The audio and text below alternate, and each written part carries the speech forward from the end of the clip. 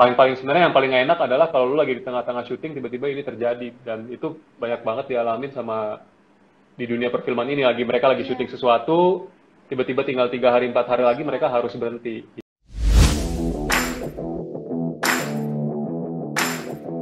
Mas Timo yang ngebuat artis ini berkarya. Jadi Amin. seseorang yang lebih beyond selebriti lah kalau aku bilangnya. Iya. Kita udah ngobrol juga sama Mas Timo loh.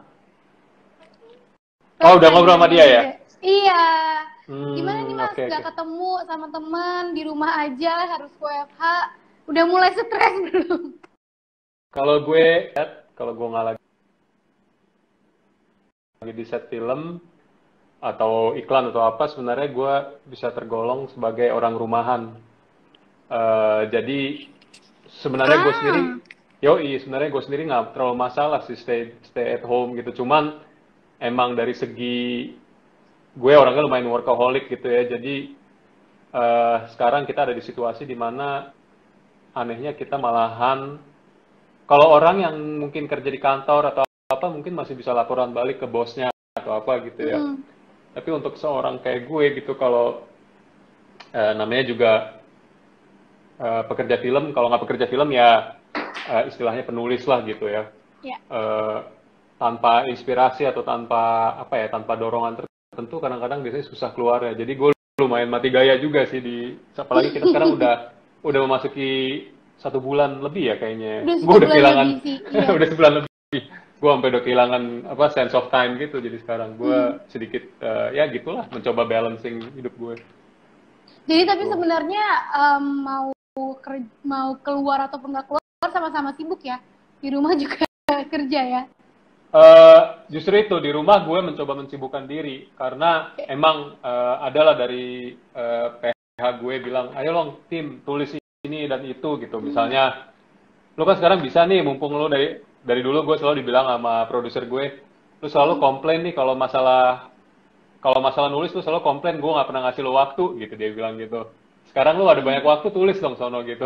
Tapi anehnya justru itu, lucunya sekarang gue malahan stuck, nggak bisa apa ya. Kemarin gue ngobrol sama temen gue yang di Amrik gitu kan. Dia juga filmmaker gitu. Dia bilang sesuatu. Terus gue tanya kenapa? Apapun yang lo tulis sekarang rasanya irrelevant banget sama apa yang sedang kita lalui sekarang gitu loh. Karena kejadian ini benar-benar gimana ya, bisa dibilang kan extraordinary banget kan buat kita semua kan. Jadi untuk lo tiba-tiba nulis, oke, gue sekarang pengen nulis film horor atau film action gitu, kayaknya aneh gitu karena di dunia ini sedang terjadi sesuatu yang lebih darurat kalau gue pikir gitu loh. Jadi susah untuk ada drive untuk lo menulis sesuatu yang terasa penting lah gitu istilahnya. Ya. Terus biasanya kalau misalnya udah mulai mumet gitu, apa yang Mas Timo lakuin nih biar relax lagi? Aduh, kalau gue jujur, kalau gue sekarang mungkin waktunya untuk gue lebih PDKT sama keluarga gue juga. Karena sebagai pekerja film pasti salah satu biggest problemnya biasanya adalah karena lu banyak di lapangan atau di mana lu jadi sedikit ada distance sama keluarga kan. Apalagi kalau lu udah syuting lama dan segala macem. Jadi buat gue mungkin gue sedikit lebih bisa hangout sama anak-anak gue, walaupun anak-anak gue juga hangoutnya cuma sebatas kamar mereka juga ya. Dan juga gue bisa ya, gue mulai mencoba mencari hobi-hobi baru sih. Gue dari dulu emang suka gambar dan segala macamnya, tapi gue sekarang baru ini mulai, setelah gue lihat-lihat teman-teman gue yang bisa ngelukis dan segala macam, gue juga pikir, aduh gue juga pengen nih, rasanya gue makin lama makin gatel nih. Akhirnya iseng-iseng gue ke Tokped, gue beli peralatan melukis segala macam, dan sekarang gue mulai coba-coba dikit lah gitu. Ngelukisnya di kanvas apa di kertas? Masih di kertas, kanvas mahal. Belum ada pemasukan. Kalau cat air bukannya kadang-kadang jauh lebih susah ya? Katanya sih gitu, saya nggak tahu. Benar. Dan gue dulu terakhir kali gue ngelukis itu waktu gue SMA kira-kira ya. Wow. Dan dia udah lama banget. Jadi waktu gue waktu gue ngegambar pakai cat minyak atau akrilik gitu, gue kayaknya enak banget nih bisa berantakan. Dan sedangkan sekarang gue mulai cat air kayak ibu-ibu gitu, takut berantakan gitu, kayak sedikit-sedikit gitu. Jadi lucu lah gitu, gue kayak istilahnya back to school tapi tanpa akademisnya gitu. Jadi gue mulai mencoba keluar dari kotak nyaman gue lah gitu. Oke. Nanti bakal tunjukin gak nih hasil lukisannya? Di-share dong. Boleh, silakan, boleh. Boleh ya? Gue selalu kasih lihat kok di Instagram segala macem. Gue dan orang-orang juga tahu biasanya kalau gue gambar lumayan galau-galau gitulah temanya gitu. Tapi nanti siapa tahu 2 minggu lagi gue mulai gambar pelangi dan puncak yang indah gitu, gue nggak tahu ya. Gitulah Ada jauh kesulitan ini. nggak Mas menjalani stay at home ini, mengikuti peraturan pemerintah? Kesulitannya sebenarnya tadi gue ngobrol sama istri gue, kayak kita udah kayak aduh gila ya. Emang kita orangnya orang rumahan, cuma lama-lama kalau stay di rumah juga kayak udah kerasa ada semacam apa ya? Lo tau lah kayak tension di dalam rumah itu loh, yang kayak lo udah aduh gimana ya. Jadi kayak sekarang untuk kita ke supermarket aja kita udah bersyukur banget. Tadi kita barusan pagi-pagi ke supermarket, udah siap-siap pakai mask segala macem, udah bawa disinfektan, dan akhirnya tadi kayak suatu yang pergi ke supermarket aja menjadi sebuah pengalaman yang seru buat kita gitu. Itu udah saking bersyukur gitu kan? udah bersyukur banget gitu. Dan nanti lama-lama kita kan tinggal di Jakarta Timur kan, kayak kita mikir oke, lama-lama kita ke Jakarta Selatan yuk. Kayaknya lebih seru tuh supermarketnya di situ gitu. Jadi kayak udah mulai segalau itu gitu. Kita mau pergi ke rumah keluarga kita aja kadang-kadang mikir kan sekarang kan, jangan-jangan siapa tahu kalau keluarga kita yang lebih tua kayak misalnya orang tuanya atau segala macam, bisa-bisa malahan kita ngebawa sesuatu ke mereka gitu. Jadi kita sangat mencoba disiplin dalam masalah itu sih gitu. Lumayan banyak sih sebenarnya ya. Kayak sekarang dan bukan gue juga gitu, kayak banyak banget filmmaker yang dan kru film juga yang tiba-tiba semuanya tertunda. Tapi kalau gue sendiri tadinya kita udah mau mulai gerak antara Si Buta Dari Gua Hantu dan beberapa proyek kecil lainnya gitu, tiba-tiba sekarang semuanya ketunda dan tidak ada yang pasti gitu sekarang. Jadi tiba-tiba sesuatu yang kita udah mulai rencanakan pelan-pelan tiba-tiba jadi garis rata lagi, dan itu emang perasaannya nggak enak dan aneh sih gitu. Gitu. Kalau untuk proyek yang perempuan bergaun merah nih, Mas, nah itu udah selesai prosesnya. Itu sebenarnya gue cuma produsernya doang sih, jadi gue cuma supervise doang. Tapi untungnya itu udah selesai di syuting, jadi sekarang yang kita lihat cuma editingnya doang aja sih. Dan sebenarnya dalam sudut lain itu masalah terbesarnya udah hilang. Paling sebenarnya yang paling gak enak adalah kalau lu lagi di tengah-tengah syuting tiba-tiba ini terjadi, dan itu banyak banget dialamin sama di dunia perfilman ini. Mereka lagi syuting sesuatu, tiba-tiba tinggal 3 hari 4 hari lagi mereka harus berhenti. Iya. Tapi berarti udah selesai ya syutingnya, tinggal proses editing. Syutingnya udah selesai, udah lagi editing. Kalau buat Si Buta Dari Gua Hantu itu gimana Mas perkembangannya? Kalau Si Buta Dari Gua Hantu emang project yang ribet banget. Jadi gue biasanya yang suka kerja buru-buru, sekarang malahan take time banget sama proyek itu kan. Pertama, ini sebuah proyek yang kebanyakan syutingnya akan outdoornya udah gitu di Jawa Barat pula lagi, di daerah-daerah seperti Pangandaran, terus mungkin kadang-kadang mungkin kayak beberapa scene mungkin bahkan di Garut segala macem gitu. Jadi kayak untuk sesuatu yang kayak gitu dengan keadaan Indonesia yang lagi kayak gini, udah sesuatu yang kerasa jauh banget lah sekarang. Maksudnya bukan Si Buta aja gitu, ada beberapa proyek besar-besar yang tadinya akan jalan tapi sekarang mulai mengalami penghambatan gitu sih. Jadi untuk syutingnya masih tertunda ya? Masih tertunda jauh sekali kali ya. Nggak tahu, kita semua nggak ada yang tahu ini sampai kapan kan. Ada beberapa orang yang bilang ini optimis katanya bulan Juni semuanya udah mulai seperti normal lagi, tapi ya kita cuma bisa amin doang. Tapi nggak tahu ya kalau kita realistis kita lihatnya sekarang kayak gimana juga ya lo tau lah gitu loh. Kayak sekarang aja lo juga pasti kayak kapan bisa mulai masuk kantor lagi dengan secara resmi, kita aja belum ada bayangan yang pasti kan. Tapi aku yakin sih teman-teman nungguin banget film-filmnya Mas Timo. Jadi tenang aja, kapanpun akan dirilis pasti banyak yang nonton kok. Amin, amin lah. Gue sekarang tadinya gue bilang, aduh gue pengen bikin si Buta kayak gini kayak gitu. Tapi sekarang gue bilang lo kasih gue film keluarga juga gue bikin deh sekarang. Asal bisa syuting.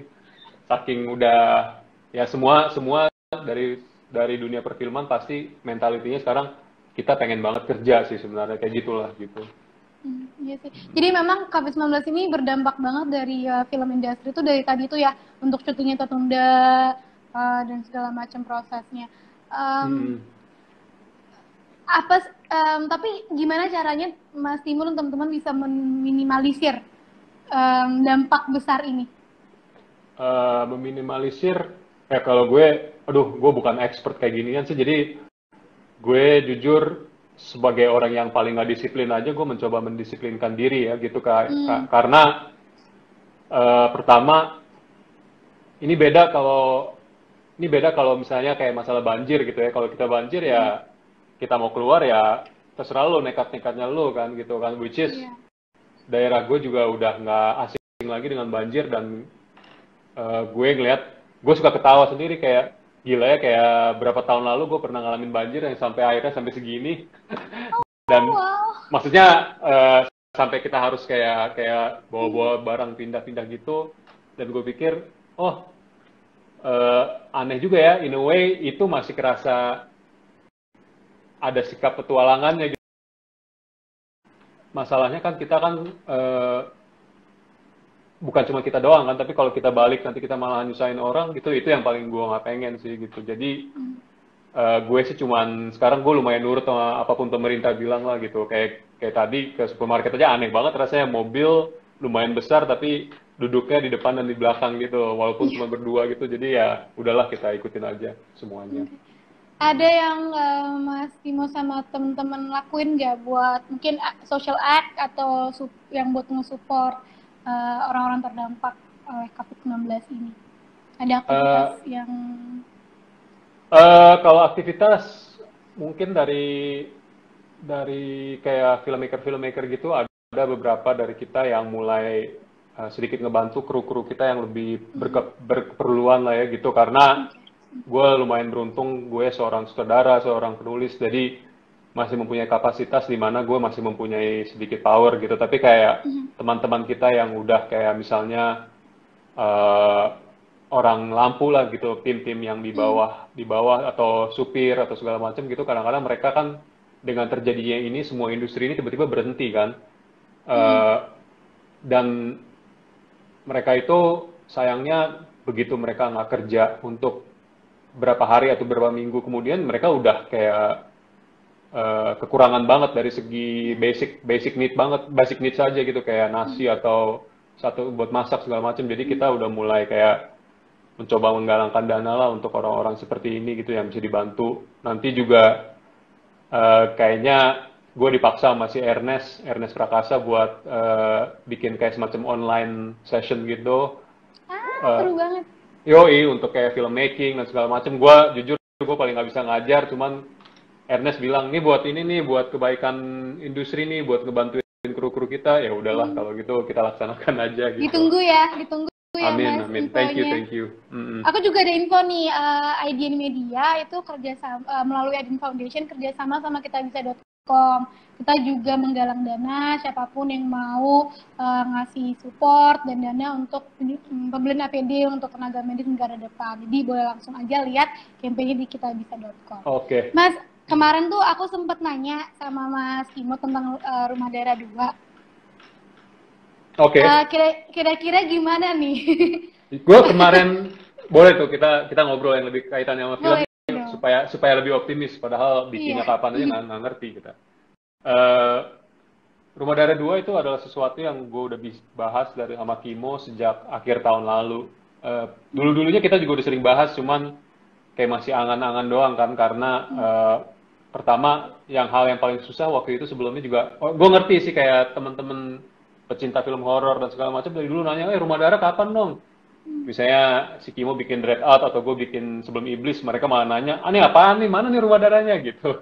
Dan gue sangat appreciate banget semangat teman-teman yang pengen nonton Rumah Darah 2. Cuman waktu itu permasalahannya adalah kita emang kehambat karena pemegang license-nya itu sedikit ribet lah. Jadi Rumah Darah film pertama itu dipegang sama banyak banget investor. Jadi untuk kayak kita mau naikin lagi itu sedikit susah. Tapi akhir tahun lalu dan awal tahun ini tuh udah ada mulai titik cerah di mana kita udah di lampu hijaukan untuk bikin konsepnya Rumah Darah 2 akan seperti kayak gimana. Jadi gue udah mulai panas-panasin Kimo. Tadinya mikir kita ada waktu nggak nih tahun ini gitu. Gue bilang udah kita bikin aja, kita nekat yuk kita reuni lagi nih mau brothers gitu. Dan ironisnya sekarang malahan gue sama Kimo banyakkan waktu nih, cuma nggak ada krunya aja. Oke, kita tunggu gitu. ya, semoga Amin. konsepnya cepat selesai, nanti kita bisa nonton lagi. Mas, kita juga ada pertanyaan dari tanya jawab di fitur IDN app. Jadi kalau teman-teman download IDN Media, itu selain ada berita, juga ada fitur tanya jawab. Jadi kayak bisa Q&A gitu, ngobrol sama teman-teman di situ. Nah, kemarin kita bikin hashtag Tanya Timo. Udah ada beberapa yang aku pilih, salah satunya pertanyaannya itu dari Nandita Biru.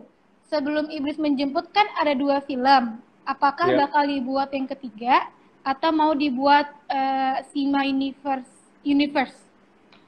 Kalau gue fokusnya masih sejauh ini tahun ini kalau untuk film yang gue pengen fokusin tadinya emang Si Buta dari Gua Hantu sama mungkin kalau kita semua yang berjalan lancar Rumah Darah 2 kan. Cuman gue sendiri juga lumayan cinta dengan kayak konsep trilogi Sebelum Iblis Menjemput. Gue rasa masih ada satu cerita lagi yang bisa gue ceritain dari Sebelum Iblis Menjemput itu gitu loh. Apalagi Sebelum Iblis Menjemput 2 ceritanya emang gue bikin sedikit ngatung kan. Jadi gue waktu itu udah bahas sama produser gue, Pak Wiki, gue pengen untuk bikin Sebelum Iblis Menjemput ketiga, karena dari dulu gue selalu pengen, oke nih sekarang film horor gue harus lebih berbau Indonesia gitu loh. Dan justru di Sebelum Iblis Menjemput 3, gue ketemu celah di mana gue bisa memasukkan unsur yang sangat Indonesia banget gitu. Jadi kalau itu terjadi ya syukur, tapi gue masih ngeliat mendingan gue pengen bikin sesuatu yang lebih action lah gitu daripada sesuatu yang lebih supernaturalan gitu. Jadi itu bisa ditunggu 2 tahun lagi juga masih bisa kok gitu. Oke. Ngomong-ngomong tentang action, ada nanya nih. Boleh dong disebutin 5 film action favoritnya Mas Timo? Oke. Film action favorit gue Terminator 2 itu udah pasti salah satu film action favorit gue. Gue dari dulu tiap kali nonton itu mau main di RCTI, mau main di mana pun, kalau gue ngeliat gue nggak mungkin fokus kemana-mana lagi, cuman fokus doang di Terminator 2. The Raid 2 gue suka banget secara action, yang bikin juga temen gue si Gareth. Gue masih salut banget dengan teknisnya dia untuk bisa sampai ke situ. Terus apa lagi ya? Film-filmnya John Woo, karena gue udah lumayan tua, jadi selera gue juga film-film lama. Jadi kayak filmnya si John Woo gitu yang kayak misalnya Hard Boiled atau The Killers gitu-gitu, gue suka banget juga. Kayak pokoknya semua yang berbau film action yang masih sangat violence lah gitu, yang masih sangat violent dan penuh dengan darah-darah, kalau ditembak-tembak perutnya sampai bolong-bolong banyak gitu, gue seneng banget gitu. Karena permasalahannya sekarang film action itu udah lebih, kalau gue rasa lebih jinak gitu ya, karena udah ada teknologi CGI dan segala macem, jadi semua kerasanya lumayan aman gitu. Kalau dulu lebih gila lah istilahnya gitu. Ada aktris sama aktor favorit gak? Aktris sama aktor favorit? Aktris sama aktor favorit gue, apa nih, internasional apa lokal? Boleh deh, internasional. Internasional, kalau aktor favorit gue, ini cuma karena personal opini aja, karena ini ada hubungannya dengan masa kecil juga sih. kalau gue aktor favorit gue yang selalu gue nggak mungkin bisa lewatin filmnya itu percaya atau enggak Arnold Schwarzenegger. Jadi gue tiap kali gue ngeliat dia tuh itu karena berhubungan banget dengan masa kecil gue yang nonton film-filmnya dia gitu. Jadi begitu gue ngeliat dia di screen, mau filmnya sejelek apa, tetap gue akan tonton sampai habis. Eh, dan mungkin dia satu-satunya selebriti Hollywood yang di Twitter gue follow kali ya. Gue seneng banget dia udah walaupun dia udah opa-opa dan setiap kali gue kayak excited banget ngeliat dia. Oke. Artis favorit cewek siapa ya? Kebanyakan sih ya, susah kalau gue sebut satu-satu. Jadi, Oke. gitulah. Ya udah. Mas, boleh nggak sih diceritain ke kita? Ini juga pertanyaan dari IDNF. Apa sih hal sulit yang dijalani untuk menjadi sutradara? Hal sulit Dari yang... Ivan. Oke. Untuk menjadi sutradara, kayaknya untuk menjadi sutradara sendiri sebenarnya kalau gue rasa ini jawaban yang lumayan jujur lah gitu ya. Untuk menjadi sutradara sendiri sebenarnya gampang. Gue rasa justru lebih susah untuk menjadi kru yang lebih tahu secara kebutuhan teknis. Enaknya seorang sutradara itu adalah mereka bisa mengumpulkan orang-orang yang udah jago dalam bidang mereka masing-masing dan tinggal disuruh-suruh aja sebenarnya atau tinggal diajak kerjasama gitu. Ya. Kayak seorang sinematografer dia harus tahu teknis yang sangat dalam gitu ya. Seorang production designer dia harus tahu komposisi layar dan segala macamnya.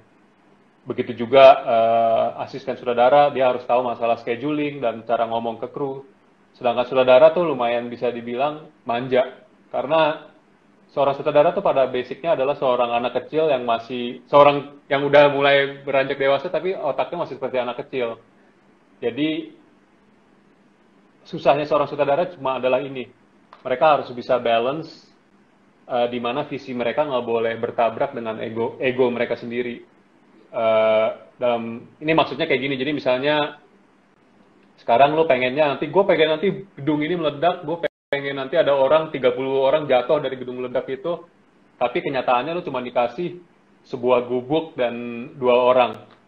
Nah itu yang harus lo balancing adalah di mana dengan apa yang dikasih ke lo harus tetap bisa bikin sesuatu yang bagus. Itu sih sebenarnya yang kesusahan sebagai seorang sutradara ya. Kalau dalam versi gue. Berarti menjadi sutradara itu apakah your passion gitu, your dream dari kecil kah? Passion gue sebenarnya kecil banyak banget sih. Gue itu suka, mungkin karena gue datang dari keluarga yang lumayan konservatif, jadi passion gue banyak yang nggak tersalurkan gitu. Tapi dari dulu tuh gue sebenarnya suka, pertama gambar gue udah pasti suka, musik gue dulu suka banget, cuman kayaknya ada arah karena background keluarga gue itu bukan seni, jadi mereka kayak ngeliat gue touch sesuatu yang berbau ngegambar atau musik itu kayaknya nggak terlalu diberanikan untuk situ. Tapi film sendiri itu adalah sesuatu yang dari gue kecil udah menempel banget di gue, dan kebanyakan emang kenapa gue suka film itu karena dari masa kecil gue orangnya penakut banget. Jadi setiap kali gue nonton sesuatu yang ngerasa ngeganjel atau serem, itu bikin gue trauma banget kan. Nah dari situ, trauma itu lama-lama menjadi sesuatu yang nagih buat gue. Makanya kenapa gue suka banget dengan genre horor tuh karena ada sangkut pautnya ke situ. Oke. Mas, ada lagi nanya nih, Adelia Putri dari Adian App Q&A. Kalau nggak jadi sutradara, Mas Timo pengen jadi apa nih? Kalau nggak jadi sutradara, apa ya? Kalau nggak jadi sutradara, gue kayaknya walaupun bakat gue di situ nggak, sekali lagi walaupun bakat gue di situ nggak terlalu tersalurkan, tapi gue sebenarnya pengen banget jadi kayak pelukis gitu. Gue sebenarnya mau sih, apalagi kayak gue ngelihat gitu, walaupun sekarang